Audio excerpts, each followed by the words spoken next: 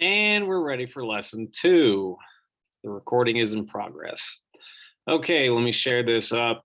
Lesson 2 is something that now that you've got like a basic understanding of three other philosophers, um, Locke, Hobbes, Rousseau, the lesson question here is, why do we need government? Um, Purpose. Our form of government is based on a set of ideas. So those philosophers that we've already learned about. These ideas establish what the purpose of government should be and what kind of government is best. This lesson introduces you to some of the basic ideas that were of great importance to the founders. In this lesson, you will learn about the idea of natural rights. You should already have an idea about what natural rights are. You have them on the back of that little packet. Life, liberty, and property. The terms to understand: consent, natural rights, the purpose of government, social contract, and state of nature. Yes. Let's go. Oh boy, look, it's John Locke. Yeah. The founders were students of history and philosophy. They studied books, read newspapers, and listened to sermons in church.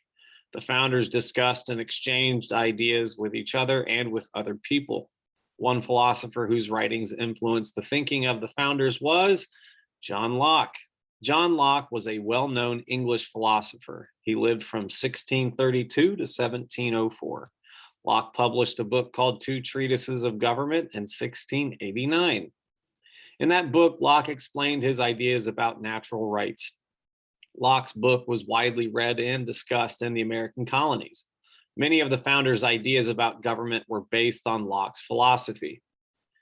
John Locke arrived at his ideas by imagining what life might be like if people were living in a state of nature. By this, Locke did not mean necessarily people living in the wilderness. Locke simply saw a state of nature as a condition in which no government or laws existed at all. I've already had you do the what might life be like in a state of nature exercise. So I'm going to go ahead and pass on reading that. But it is, again, good to think about. Going to pick back up here, though. By imagining life in a state of nature, Locke was able to answer some important questions like these. Before seeing Locke say, oh, what is human nature? Thought about that. What should be the main purpose of government? We're digging into that this week. And so I am just going to continue to read. How did the founders use Locke's ideas? The founders discussed and debated John Locke's answers to the questions you have just answered. Locke's ideas were used in the Declaration of Independence to explain why Americans were opposed to British rule in the colonies. After winning the Revolutionary War, the founders used most of the same ideas to write their state constitutions. The ideas of natural rights philosophy also are important to what kind of government that we have today. So what were Locke's ideas about natural rights? John Locke believed that through reasoning, we can determine what rights people would have in a state of nature. Locke reasoned that in a state of nature, all people seek to have the following rights: life, liberty, and property. With life, people want to survive. People want to be as safe as possible from threats to their lives. For liberty, people want to be as free as possible. People want to be able to make their own decisions and to live as they please. And for property, people want to own things that are necessary to survive, such as food, houses, tools, or land. And people want the freedom to work and to gain economic benefits or stuff. Locke said that the rights to life, liberty, and property are natural rights. These rights are a part of the law of nature. This means that all people have the rights to life, liberty, and property just because they are human beings. The founders believed that such rights as those to life, liberty, and property are not man-made. Instead, they believe these rights are based on the laws of nature, which were made by God. The Declaration of Independence, for example, speaks of, quote, the laws of nature and nature's God. It says that people are, quote, endowed by their creator with certain basic rights and that no one may take these rights away. And we'll get into that. So this essay that I'm going to have you write this week, I'm going to ask that, like, what are some perspectives on the idea of like not having government there at all. And this goes into further detail about Locke's perspective on the state of nature. So if Locke is the philosopher that you want to write about, and I would highly suggest that you do, because there's a lot of ammo here that you need, if you need it, to write the essay. So what did John Locke say might happen in a state of nature? And it's a little bit different from Hobbes, as you'll see. Number one, Locke believed that most people are reasonable and good. Most people respect the rights of others because their conscience tells them that they have a duty to do so. But people are also driven by self-interest. A few humans are not so reasonable and good. Sometimes people who are stronger or more skilled abuse those who are weaker or less skilled. Number two, Locke believed that in a state of nature, people protect their natural rights by using their own strength and skill. People who are weaker or less skilled would find it very hard to protect their rights. Instead, weaker people would try to join or would try to protect their rights by joining together against the strong. Point number three, Locke believed that in a state of nature, no one's life, liberty, or property would be safe. People would feel insecure. In a state of nature, there are no governments or laws to protect life, liberty, or property. This is why people agreed to form governments. According to Locke, governments do not exist until people create them. Number four, Locke believed that in a state of nature, no one would have the right to govern you, and you would not have the right to govern anyone else. According to Locke, there is only one way that people get the right to govern anyone else. The people to be governed must give their consent. Consent means to approve of something or allow something to take place.